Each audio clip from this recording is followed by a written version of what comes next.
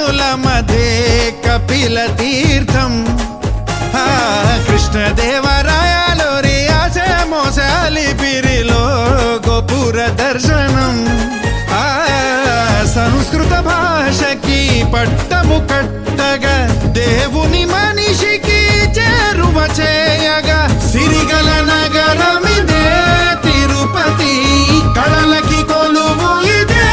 తిరుపతి శ్రీను వెంకీ హరిహరి గోవింద విష్ణు సప్తగిరి పక్కన నడిచే మనిషిని ఈ పేర్లతో పిలిచే చోటిది